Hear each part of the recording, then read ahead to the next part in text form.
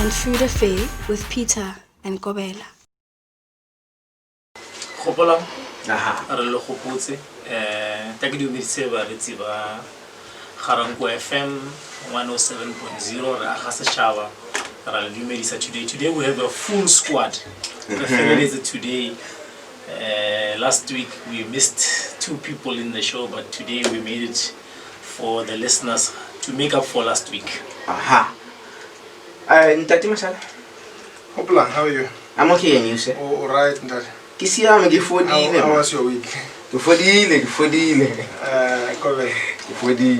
How was your week? It's you know what, today made it very nice. I'll tell you that, because it's spring day today. I normally go running in the morning around 5 o'clock. So today I went running, and to make it even better, pula inele just after 4 p.m. So perfect spring day, perfect spring day. I couldn't ask for another better.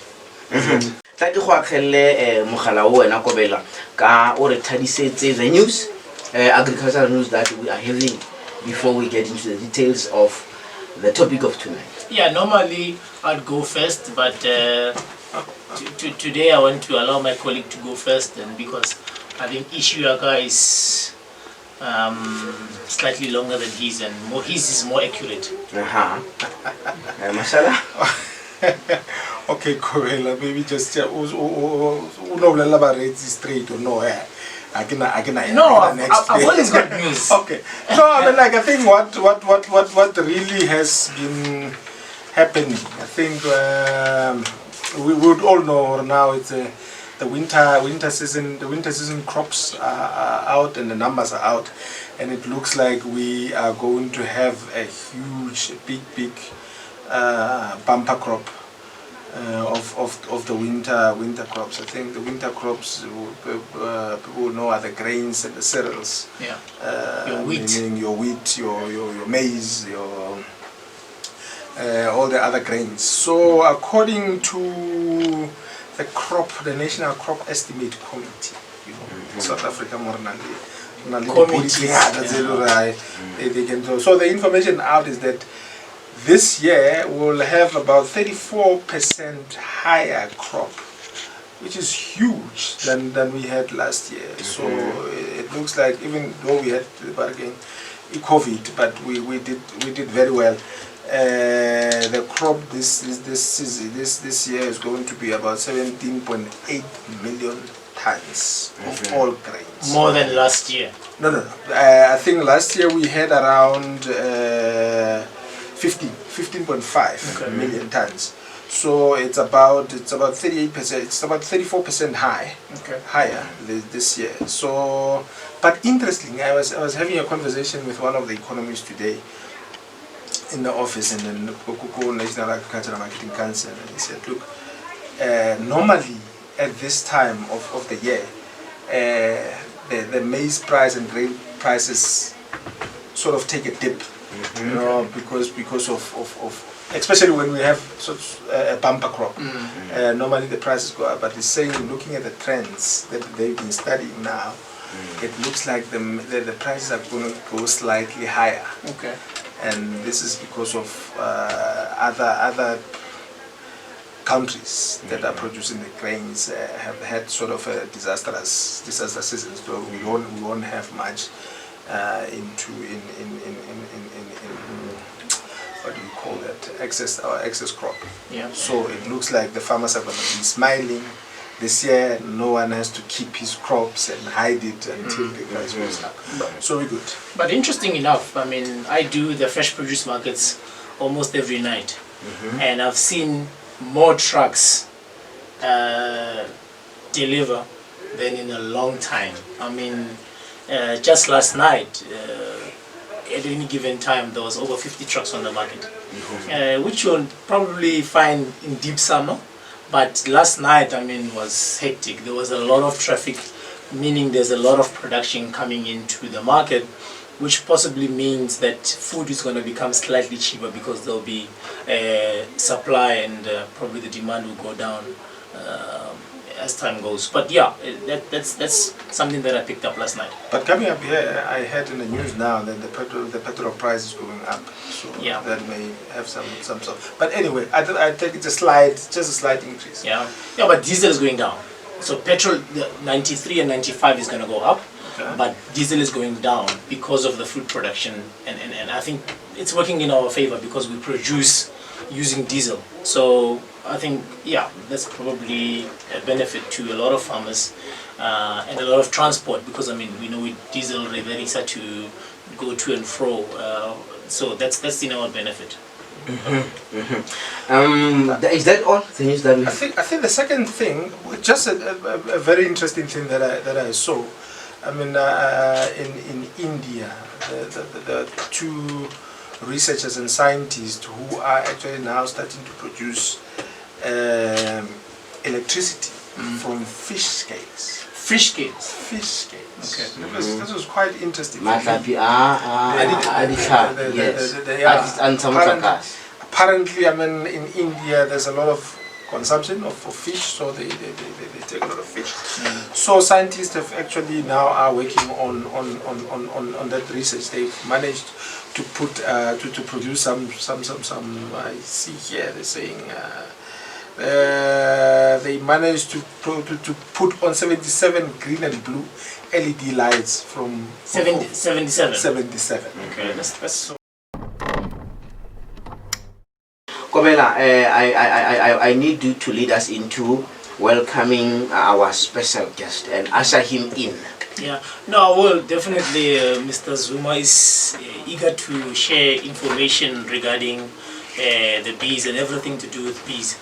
But before I give him the platform to tell the people Horwirai, a friend of mine actually shared something very interesting with me just this morning about the 10 critical skills that this country needs in order for us to move forward. I'll just name a few. Artists was one of them. I think architects was number 2. IT services was one of them. And throughout the whole list, there was nothing to do with farming as a critical skill that is required in this country. And that drew my attention to find out how in a developing nation do we then have IT and architects as part of a critical skill when there's 50% of almost this youth in this country is unemployed. It just didn't make sense to me. But I was quickly drawn to the reality that it's a constitutional right in this country to study whatever you want to study. And I was disappointed at the fact that NSFAS will fund someone who's a chef than someone who's doing soil science, for example. It's just that the scale at which people who are doing soil science versus people who are doing chefs and so forth, the scales are just not matching up. And if I was the Minister of Higher Education, I would definitely prioritize people who are doing critical skills according to the development of this country than doing a chef. I mean, I'm not undermining chefs. They are a very important part of our food chain, but they come at the end of this of the value chain. Just if I could throw one question, Honamo Kobela, before we could get to Mr. Zuma. Tell me, do you think so far the campaigns into exposing other careers in an agricultural sector, do you think it has been, shouted out that there's this, you can study this, you can study this, or maybe it was known that no, we can only makomashimo. Do you think we need that?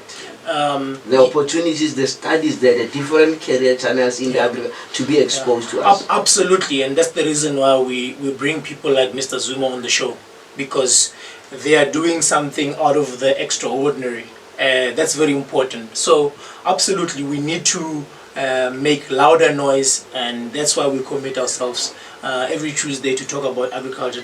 Let me also remind you, Hopolang, this is the only radio station that talks about agriculture on Tuesdays. There's no other radio station that does it. We produce content for other people. So Mr. Zuma, from here, you'll have 1,000 other interviews that you're going to go to.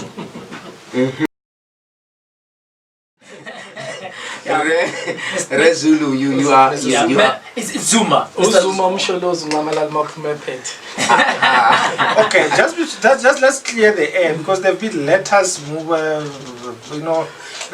been thrown around, and people saying this and that. I want to go to. I just want to clear that. I just want to clear that. Any relations to the former president? I wouldn't like to comment on that. No, so we just want to know. We just want to make sure that we are not accused of anything. No. I think it's fair that I don't make any comment, because it might be used against me. But should that even matter? I don't. Should that even matter if any relations at all? Because I think, sometimes politics get to interfere with it, with a lot of things that are done. So I think, to me, it shouldn't matter. It should not matter. So we mention it just so that we can have an answer or a leg to stand on when politics are attempting its interference. Yeah. I think we got that point. Mr. Nsantla Zuma, please, let's hear from you. Who are you, sir? Where are you coming from? What are you doing? Thank you very much. I'd like to thank the opportunity to the presenter, the people who have invited me for this show. My name is Nsantla Zuma, as I said. Basically, my background, I'm from KZN originally, but I've spent over 22 years in Gauteng. So I'm now a Gautengeling, and I'm based here in residentially here in Acacia. So I'm part of this community. In my previous background, I was a teacher.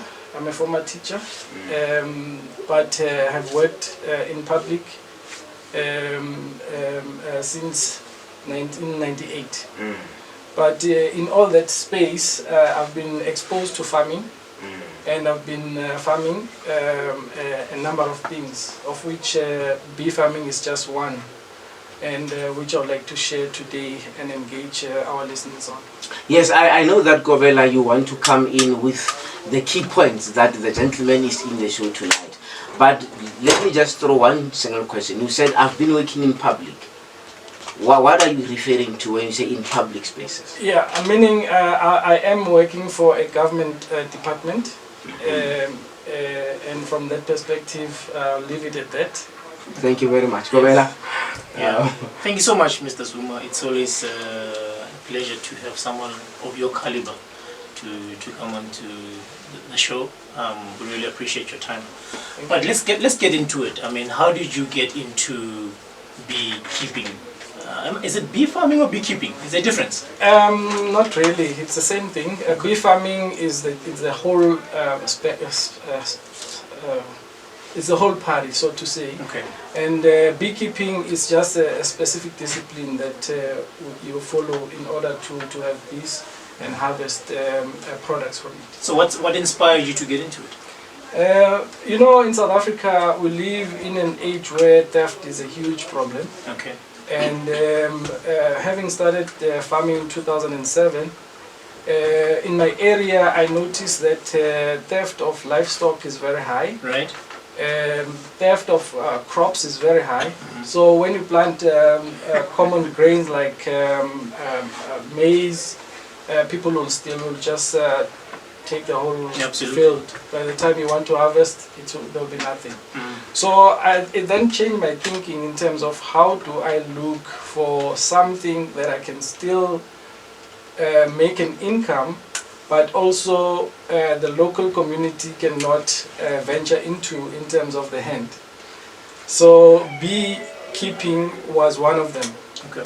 And I started in 2009, and I'm going strong.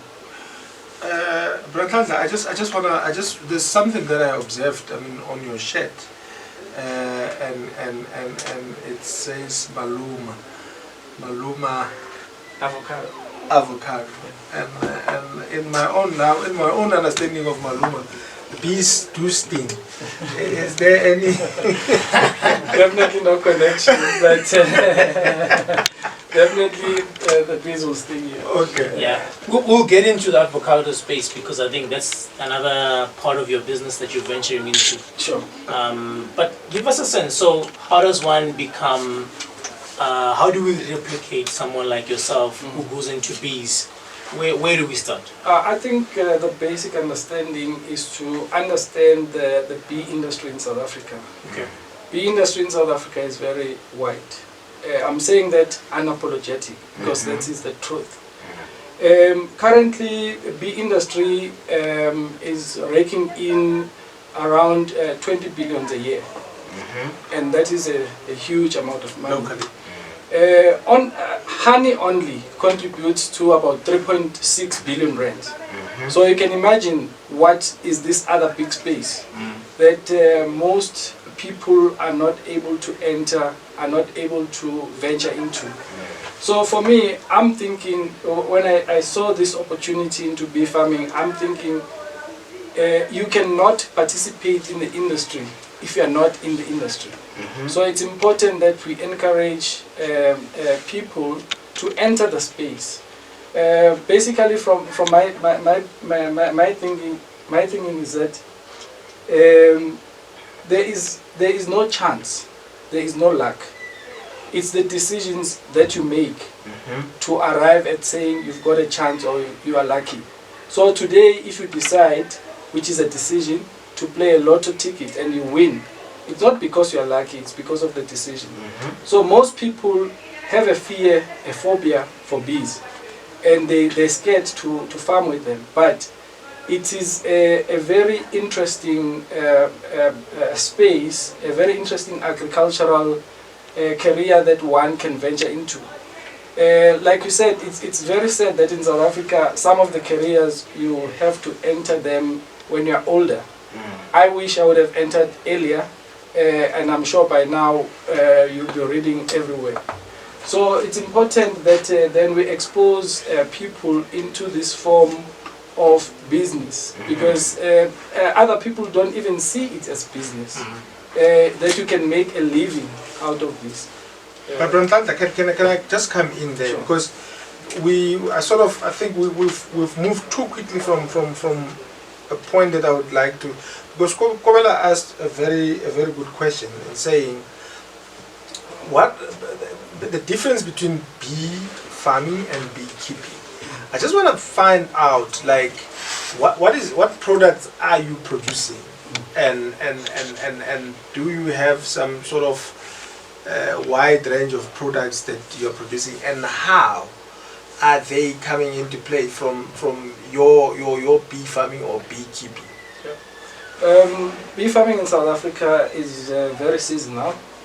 So the seasons of the year determines your productivity. Okay. The normal productive period is the 1st of September, which is today, towards the end of April.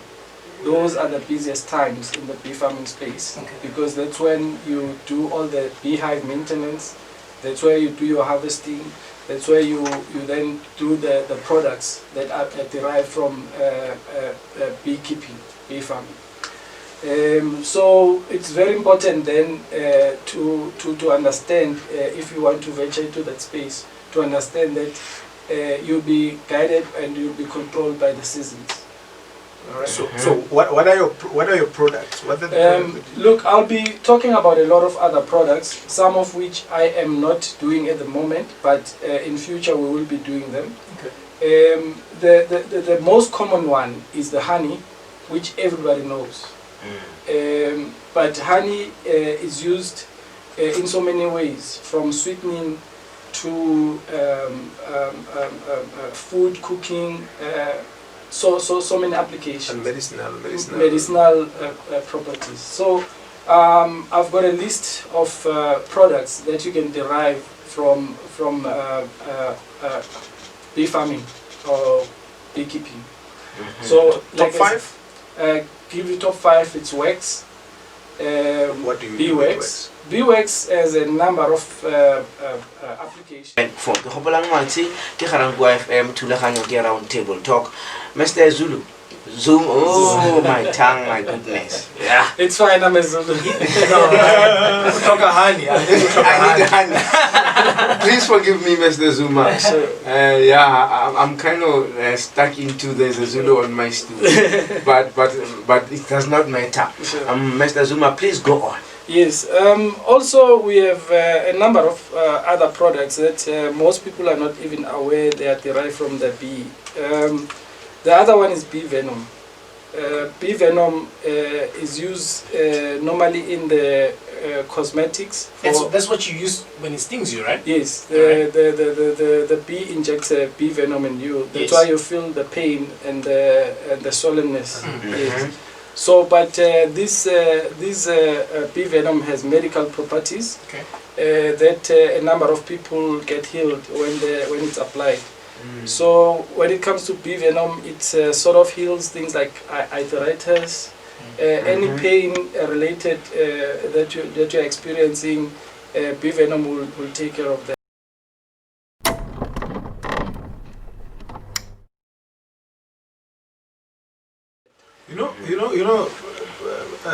Brantanta, interestingly enough, you speak about that. You know, I was on a farm on last week when I was not here. Justify your action. I was visiting a farmer in the Free State, you know, and as we walk around, and then he said, because in his trough, I think he applied molasses in his feed, so there were a lot of bees there. And I was asking, he said, no, I mean, if you've got problems like your joints and what, you can just go near and then get a sting, and you may feel better. I thought that was a joke. So wait, the sting will make you better. Yes. So allow the bees to bite you, so that you can be healed. What I'm hearing from him is that it can be harvested, the venom, the what we call shefi. It can be harvested and used in it's actually called epitherapy. In the state, they actually apply bees on you. Once you, the only challenge is that you must be cleared of any allergies, because it can kill you. Okay. So if you've got an allergy, you cannot go through the treatment, especially when you're allergic to bees. Right. So bee venom is gaining ground and it's gaining popularity. It's been mainly used in Europe, Asia and North America. But we are seeing opportunities as well here in Africa, whereby we are harvesting this bee venom. For you to harvest the bee venom, you need a bee venom collector. It's a device that you put on the entry of the hive. It's got electric pulse. So when the bee sees this electric pulse, they actually feel that they need to sting. And when they sting, normally remember, if a bee stings you and it injects and it removes the sting, it means that it will die. It dies immediately after that. But with this harvesting mechanism, it hits a window surface, and when it hits the window surface, it hits and leaves a watery liquid into the surface of the of the glass, and then at the end it will dry up. Then you scrape it into bee venom powder. So it can be applied as a powder or a liquid. But as farmers, when you produce it to sell to distributors, you do it in a powder form. They will choose on the liquid what they want, basically. So someone is listening at home and they have space of about 20-30 squares, just a garden. Can they start the business of bee or honey harvesting or bee farming? Can they? All right. I know the time is limited, but can I just list the uses and then we'll go to those other ones. We've got pollen, pollen bread, bee bread. Okay. You have mead. Mead is like a wine. Mm-hmm. Before liquor, Uh-huh. mead was used as like a wine. Mm-hmm. So it's the first alcoholic beverage when you come to think of it, before beer, before spirit, before all that. Mm-hmm. Yes. You also have royal jelly. Okay. Royal jelly, as the name says, it's currently seen and used by royalties around the world because it's like a superfood. Basically, a royal jelly is a protein excretion that is excreted on the glands of a female bee. Mm-hmm. Yeah. You see, there's just so many things that one can share, but when I talk about a female bee, you have to understand who are the players in a hive. Okay.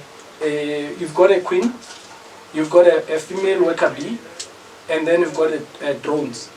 Each of these types of bees have particular roles that they perform in the hive, in the maintenance and the upkeep of the hive. Okay. So what happens is that every hive has a queen. The queen is the one that lays the eggs. Mm-hmm. So worker bees excrete this royal jelly and feed the queen. Okay. The queen actually is larger than the normal So worker bee. it's visible. Yes, it's visible. So they feed this royal jelly for life. A queen has about 5 to 7 years of life. Mm-hmm. But a worker bee can do 3 months and it's gone. So that's why there's a replenishment, especially when the food is plenty, they produce and they die quickly. Mm-hmm. So also royal jelly has a lot of properties. Okay. Talking about royal jelly and bee venom, they catch one of the biggest prices in the international market.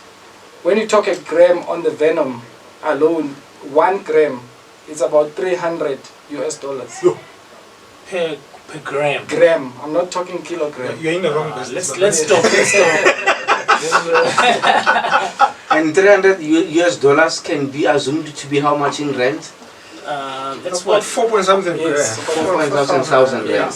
All right. And gram. I mean, just a quick Google search on your royal jelly right now, you can get half a liter for more than 6,000, 10,000, Right. ranging in there. Now, So these are just some of the products that Properties. most people are not aware are used in the world, and we've got the capacity and the land and the know-how to actually harvest this and make South Africa export these type of products. In terms of cheap honey and raw honey. Yes, When I go to the shop, I just want honey. yes, But apparently raw honey fetches more yes, than a lot of other honey products. yes. So how do I know? Besides, because anyone can write their bottle as raw honey when it's actually not. Is it visible to the consumer? But before, can I also add on that? Because this honey thing, for the past few months, has been a lot of political battles on the honey issues with regards to what Kobela is asking. Because I hear that we consume a lot of blended honey, not really Yeah. real honey. There's a shortage, huge shortage of honey in Definitely. In South Africa, we've got a blessing and not so much of a blessing because there's a lot of importation of honey. Okay. They import honey from Brazil, from Zambia. Zambia is one of the main producers in Africa. Zimbabwe, Turkey, and so on. Now, what then happens is that as they import, they blend the honey from different countries to make this one blend. So that cannot be a pure honey, because the other thing is imported honey is required to be radiated, which means it has to go through heat processing. So it will never have the same characteristics as the local honey, which is not required to go through radiation, irradiation. So from that perspective, raw honey fetches the highest price because normally it's local. Secondly, is not mixed or blended. But the biggest challenge with all the blending issues is what is called adulteration of honey. Now, adulteration of honey, people put anything sweet, basically, to blend the honey in such a way that they maximize the profit. So on a normal honey, they will put syrup, sugar syrup, to dilute it. Sugar syrup fetches the lowest price compared to raw honey. So when you go to the shop, there is nothing that can show you that this one is adulterated because it's sweet. Because I was going to ask that how that, because we know we have problems with food labeling in general. I mean, people put stuff there that is not. Because I was going to ask, because when you go into the honey, that honey shelf, and you look at it, there are different colors, and that's always what has been worrying me. Yes. So how do I identify which one is which one here? Yeah, colors, basically, there is nothing wrong with the colors. From light to dark. The reason why there is color in the honey is because of the feed that the bees eat. Okay. So your sunflower produced honey, your blue gum tree produced honey will be lighter to your acacia and other vegetation. So there is nothing wrong with the color in terms of making you to decide which one to buy, a lighter one or not so lighter one. As long as it is raw and there is enough evidence that it is raw, light or not, it shouldn't be an issue. Me oena re Zuma ke bona the apparatus on our table. Can you illustrate on them? In 8 minutes time we have to say goodbye to our listeners. Thank you so much. Basically, I'll just go through quickly because of time. For you to farm bees, it's important that you have what you call a bee box, a brood box, where you then start your hive. Over there, I've got what you call a catch box. Starting from today is the season for you to catch wild colonies. So on your catch box, that's when they start and find a home. And if it catches, it means that you allow it to grow in such a way that it's strong. Then you transfer into what a brood box. Brood box is bigger. It's got 10 frames. A catch box has got 5 frames. Yeah. So from that perspective, you will then be able to start your apiary. One of the things that I've mentioned is the bee box, and here also I've got what you call a bunga box, which is a new invention in South Africa in terms of bee production, hive development. This is concrete base. These are molds that you put concrete, and with concrete the advantage is that your hive is lifelong. With wood the lifespan is 5 to 10 years. So from that perspective, farmers can derive benefits of knowing that I've got a hive for life, basically. Which means money for life, pretty much. Yeah. Okay. I think on the tools, but I'm more interested in like for people who would like to start, because that's the thing about starting a business, because you have been in the business for a while, and people now we're talking about honey, we're talking about but there are levels of these production. First of all, the value chain in terms of, you spoke about a colony, Yes. catching a colony. I mean, like up to the market. What markets are available in South Africa for honey production? For honey production, definitely the honey is available. The markets are available. Buyers from retail stores are always looking for people who can supply honey. The only challenge is that we need to get together and supply honey in a larger scale. If you're doing it alone, it becomes difficult because your supply becomes unsustainable for the retail. So retail wants a constant feed into the space. From that perspective, we then need to rethink in terms of being small. If you are small, you must have a structure in which you feed into for your supply. So you can be having one box or two boxes, but you should know where are you going to supply. A retail cannot buy from you as an individual with one box. So from my thinking is that we need to come together and help each other in terms of growing into the space, because today you start with one box, but in a few years time you should be able to go to a huge number of boxes. I'm going to be a bit... I just wanted to find out, I just wanted to know, like, we talk about big and small. I mean, how big should a bee farmer start? I mean, what is a break even? Yeah, you've got a category of producers, basically. You've got what we call traditional beekeepers. Traditional beekeepers are guys that doesn't necessarily own a hive, but knows a hive somewhere. They can harvest the honey, either sell it or eat it or whatever. Yeah. Those are traditional beekeepers. Then you've got a small-scale beekeeper, or a hobbyist first, a hobbyist who keeps 5, 10, 20 hives just as a hobby. And from that perspective, you then graduate into small-scale and then commercial. So once you start keeping 50 to 100, then you consider it as a commercial beekeeper. Basically, that's where it starts. So how many liters or kgs do you produce at that level? I'll say in terms of kg, one box average produces about 15 kg of honey. It's an average weight. Yeah, which is good. Which is good. That's good. Okay. Now as we have to wrap up. Wrap it up in 30 seconds. Yeah, no, look, definitely we need a second part 2. But where do people get in touch with you? Because definitely, yeah, my phone rings and I'm like, no, I am not in Zoom. Please, how do people get in touch with you? I am available on Instagram, Isildeke Farm.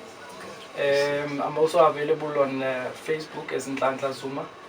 And my cell phone number is 067 044 067 044 5143. 5143. Yes, and where do I get your products? We supply, with us, as you can see that we are growing, we supply places like spas, people that are friends. So the space, even now I've got a demand that I cannot supply because of the number of hives that I have. And I have to interrupt you, unfortunately, Mr.